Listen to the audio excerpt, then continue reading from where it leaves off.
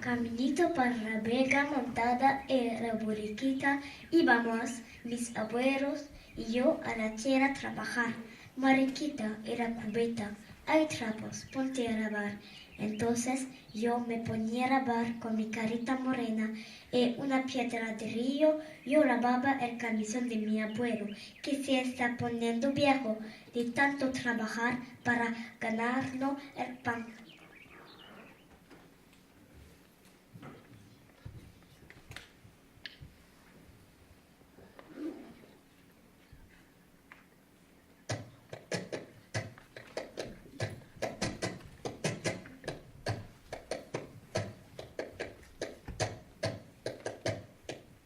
Nous sommes en Espagne, en Andalousie, perdus au cœur des collines sauvages et arides de cette terre. Gorafe, petit village troglodyte où foisonne une vie hors du temps. 1939, la guerre vient d'abaisser les armes. Les armes seulement, car les soldats de Franco continuent de tracer leur chemin de désolation et d'horreur. Le nouveau maître de l'Espagne a forcé à l'exil la moitié des républicains, emprisonné ou assassiné l'autre moitié. La guerre fait naître des histoires. En voici une. L'histoire d'une famille dont les femmes depuis des générations s'appelaient Maria. Nous allons suivre pendant plus de 15 ans, de 1939 à 1956, le parcours de 3 femmes qui vont nous amener à partager les grands moments de leur vie. Vie de misère, de faim et d'humiliation que furent les années franquistes, moments aussi de joie, de générosité, de poésie dont regorge l'Andalousie. Et surtout, elles vont nous offrir tout leur amour, l'âme andalouse, la mélopée du ciel, la force du feu soleil, un torrent de sang, de danse et de poésie déferle et submerge ces 3 femmes sorties du ventre de la terre. Voici l'histoire d'une famille dont les femmes s'appelaient Maria.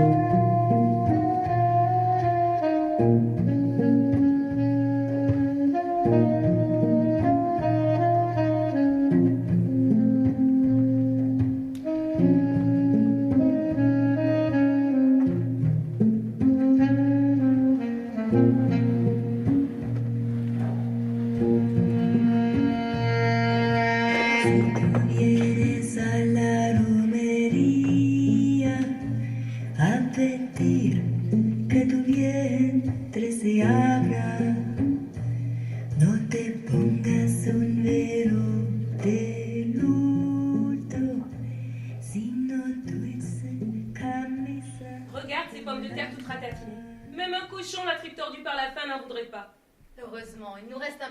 marine que notre mère a pu sauver de la dernière perquisition.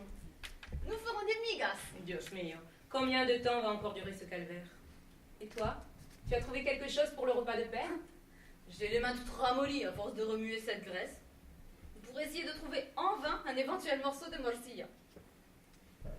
Ah! En voilà une. Une miraculée. Une rescapée qui a échappé à notre fringale. Aujourd'hui, notre père aura un repas de roi. Pauvre homme, heureusement qu'il aime la terre et qu'elle lui rend bien.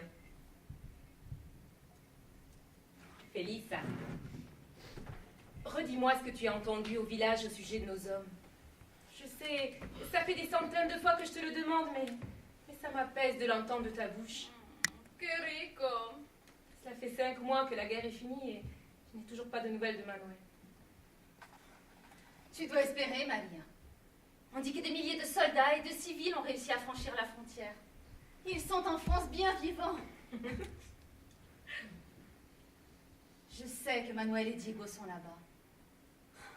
Je le sens. Mon cœur sursaute. Et c'est un signe d'espoir. Écoute, Maria. J'ai fait un rêve l'autre soir. Si tu me promets de ne pas te moquer de moi, je te le raconte. Mais raconte, Félissa, jamais je ne me moque de toi. Je sais bien que tes rêves se réalisent parfois. Tu dois être un peu sorcière. Écoute, j'ai rêvé d'une plage déserte, accablante de solitude. Les vagues venaient s'écraser sur le sable en hurlant de douleur. Comme une âme qui aurait perdu sa quiétude. Son chemin. De la neige épaisse tombée dans l'eau avec des bruits de fer et de grincements. Et puis soudain, sur le sable gris, ont surgi des taches de sang, qui peu à peu se sont transformées en énormes coquelicots. Et là, j'ai senti qu'ils étaient en vie. Mais tu les as vus? Non, mais ces coquelicots portaient en eux un regard d'espoir. Oh, je le sais, j'ai la ferme conviction qu'ils sont vivants. Que Dieu t'entende. Je suis morte d'angoisse. Mais que fait notre mère? Elle devrait déjà être rentrée, l'ombre a déjà franchi notre seuil. Avec tout ce qui se passe au village, je ne suis pas tranquille. T'inquiète pas, va, maligne comme elle est fichue de passer entre deux corps d'armée sans se faire remarquer. Même les chiens des gardes ne lui aboient pas. Tiens, d'ailleurs, je crois entendre ses pas. C'est ton 6e sens qui te le dit? Non, c'est elle. Les filles. Ah, les filles. Les nouvelles du village ne sont pas bonnes. Que se passe-t-il? Une nouvelle compagnie d'hommes vient d'arriver. On dit qu'ils sont plus terribles que les précédents et qu'ils sont chargés de rétablir l'ordre. Ils arrêtent nos hommes et les jettent à coups de crosse dans les cachots du quartel. Oh, j'ai bien serré les lèvres pour pas leur cracher dessus. Seigneur, mais qu'ont-ils fait de mal, ces pauvres bougres? Sur la place, j'ai aperçu le Tio Gorrico. Le colporteur était là, avec sa bourrique chargée de quincaillerie.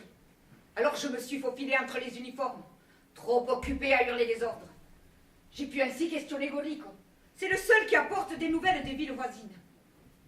Et j'ai appris que les prisonniers enfermés dans le Cortijo de Montalegres étaient partis en camion vers les prisons de Burgos et de Salamanque. Gorrico les a croisés l'autre jour à l'aube du matin.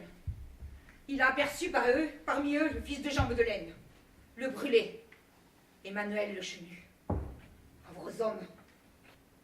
L'angoisse qui les rongeait étouffait leur voix. Et leurs yeux, paraît-il, déchiraient leurs visages barbus, soudain devenus vieux. Quelle peine. Quelle désolation de voir notre village agenouillé et humilié de la sorte. Oh, ce sont des êtres ignobles. Des voix inhumaines sortent de ces visages ténébreux. Leurs bottes écrasent les empreintes de nos semelles de Sparte qu'égayaient l'âme de nos chemins. Même notre poussière maintenant nous fait peur. Les villageois n'osent plus se regarder. Les vieux marchent, le dos courbé, les mains vides. Ils essaient de noyer leur regard trop transparent dans une ornière de chemin.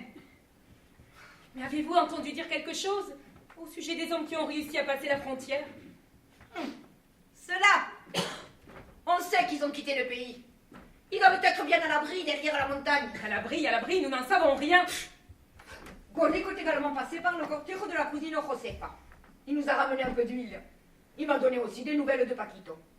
C'est pas quoi? Que lui est-il arrivé? Figurez-vous que Paquito a failli à nouveau rejoindre les anges. Petit Paco? Vous n'étiez donc pas au courant de l'histoire. Il est vrai qu'avec tout ce qui se passe en ce moment, j'ai oublié de vous le raconter. Mira, la cousine Josefa,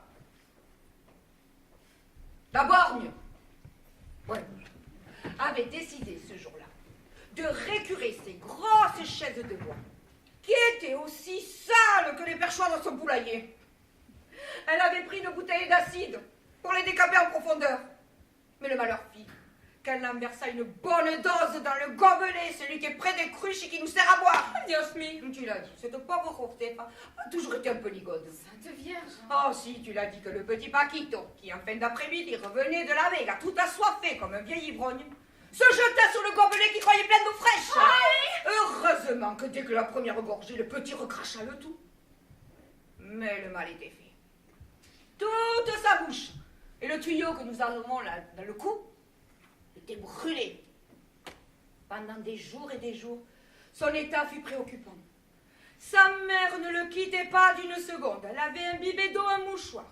Et heure après heure, elle laissait couler dans cette bouche brûlée des gouttelettes qui glissaient lentement dans sa gorge. Enfin, le petit fut sauvé et a pu reprendre une vie presque normale. Je dis presque, car son gosier est resté sec et ratatiné comme une figue sèche. Il avale difficilement, le pauvrette. Ah, Dieu. Pourquoi dites-vous qu'il a à nouveau failli mourir? C'est que voilà, l'autre après-midi, Paquito dormait à l'ombre du corral. Il ronflait à poing fermé, le gosier grand ouvert pour mieux respirer le ciel. Et voilà que devant ce trou béant, son frère qui jouait près de lui fut pris de la méchante tentation de lui jouer une farce. Il prit la plus grosse olive qu'il trouva dans le fond de sa poche. Il a jeté dans cette bouche.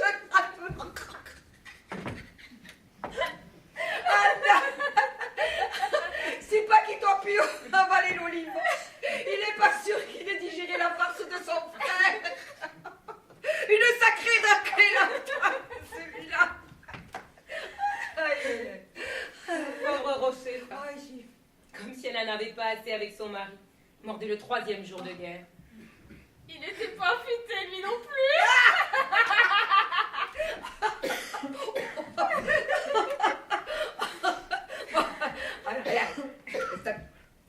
C'est très bien.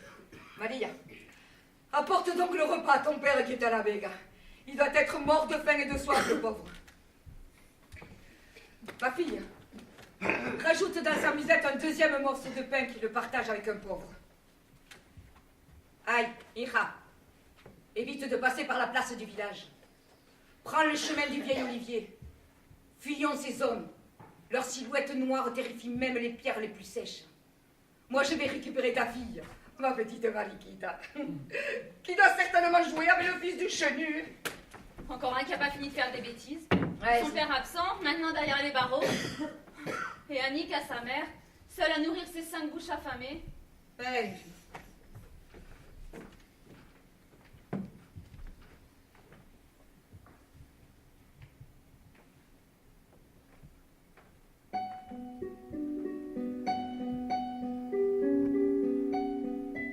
Quand le soleil du cœur s'embrase, l'éteindre serait interdit. Mais dessiner ton visage, cela me reste permis. L'éclat de tes yeux encore plus noirs, l'éclat de ton sourire ébranlant l'espoir, ta voix me berçant de promesses, doux traits éloignant la tristesse. Que restera-t-il de cette image?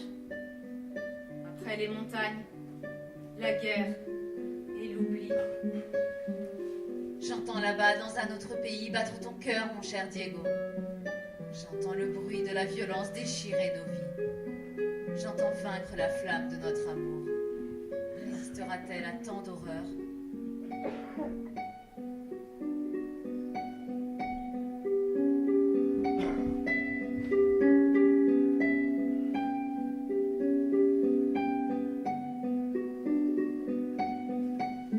Felisa! Felisa! Felisa! Ma fille, mi hija, mi Maria! Quel malheur, mais qu'allons-nous devenir? Mère, que se passe-t-il? Ma fille! Ils ont arrêté Maria, ma pauvre fille! arrêter Maria. Mais pourquoi? Pourquoi? Parce que les fascistes sont tous des canailles. Ces mauvaises sueurs qui me sortent de partout. Ces hommes sont assoiffés de sang. Ils fouillent dans nos vies pour y découvrir des motifs à leurs crimes. Tout ça, à cause de Manuel. Je savais que nous serions molestés. Et pendant que lui dort tranquille derrière la montagne, on emprisonne sa femme. Mais de quoi peut-on l'accuser, elle? Elle n'a rien fait. Il faut nous y rendre et leur expliquer. Père s'en charge. Il est allé voir Don Damiantes qui doit faire le nécessaire. Il y doit bien ça, après toutes ces années de loyaux services auprès de lui et de sa famille. C'est ton père qui a enterré sa fille. Tu te souviens de l'innocence? Les durs moments qu'il a passés avec l'orque ne s'oublient pas. Il lui doit bien un peu de reconnaissance, non? Est-ce qu'ils vont la tondre? S'ils touchent un cheveu de ma fille, je leur crève les yeux. Mes ongles sont aiguisés comme la lame d'une faucille. Je suis vieille et je ne crains pas de mourir. Mais c'est injuste. Je vais leur parler, moi. Tais-toi! Reste ici! Ton frère emprisonné à Guadix. Maintenant ta sœur enfermée dans le cachot du quartel. Je n'en peux plus de toute cette misère qui s'abat sur nous. Ce sont des monstres. Ils disent qu'ils ont tué plus de rouges que non de fleurs avril et mai. Non. Restons ici, à l'abri de notre cueva, tapis dans le silence de la chaux. Ayons confiance à ton père et prions. Je ne sais pas prier. Apprends. Vanda. Dios mio, ma fille n'est pas coupable, vous le savez bien. C'est lui, son mari, le fautif. Mère! Ay, Dios mío. Viens, assieds-toi là. Maria, Dios mío. Dios mío, ¿qué pasa? Ah, Maria. Ils t'ont pas tendu au moins. Ils t'ont cogné. Anda, Maria! Parle, Maria, est-ce qu'ils t'ont frappé, ces chiens? Parle. Non, non, je vous en prie, ne criez pas. Non, ils m'ont seulement demandé si j'étais la femme du capitaine Monteliano. J'ai répondu que oui. Je suis la femme de Manuel Monteliano, mais je ne savais pas qu'il était capitaine. Alors, ils m'ont mis sous les yeux un journal avec une grande photo. Celle d'un homme au visage hagard, dévasté. Reconnaissez-vous votre mari? Criait leur bouche qui fumait de rage. Non, non, ne cessais-je de répéter. Et alors, c'était lui? Bien sûr que c'était lui. Je n'ai pas tout de suite reconnu. J'ai vu le visage d'un homme à la barbe hirsute, caché sous une longue mèche de cheveux. Ses yeux noirs étaient chargés d'une grisaille impénétrable. Je ne le reconnaissais plus. J'ai dit à l'homme décoré que je n'avais jamais vu ces yeux-là. Il s'est mis en colère et a demandé à nouveau si je connaissais cet homme. J'ai répondu que non, je ne connaissais pas.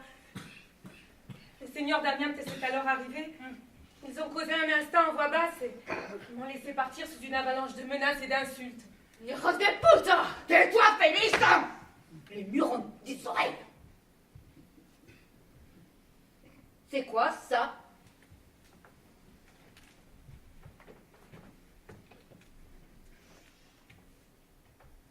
Ils m'ont remis cela, m'ordonnant de le suspendre aussitôt arrivé.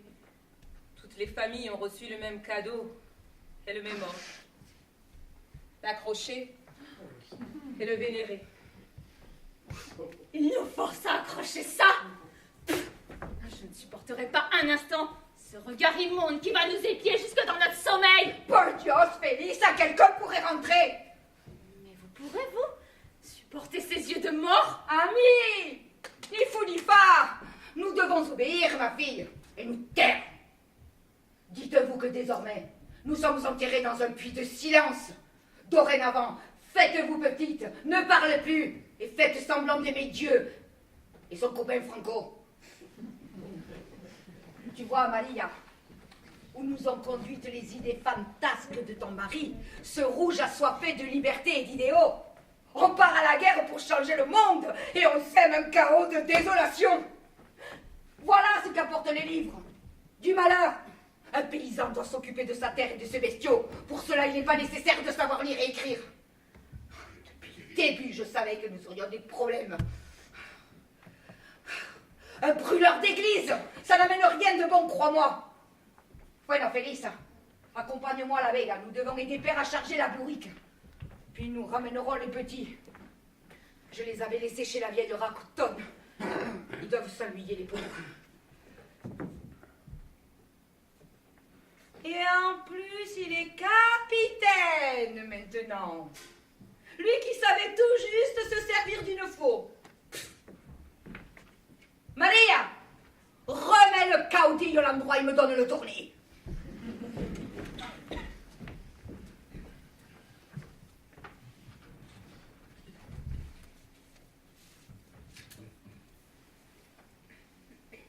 Manuel, qu'as-tu fait? Où es-tu? Je te cherche, mais je ne te trouve pas. Ton image se brouille. Ton regard a perdu l'éclat de ta fièvre. Je ne t'aperçois qu'à travers un nuage de brume, tout s'embrouille dans ma tête. Je souffre, Manuel. Je sens le froid de l'angoisse et la morsure de la solitude qui s'infiltre dans mon ventre.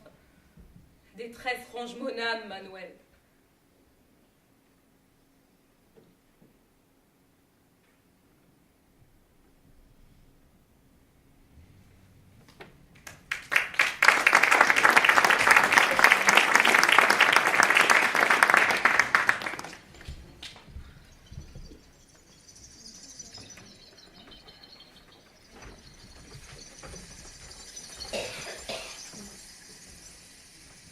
Ya viene la noche,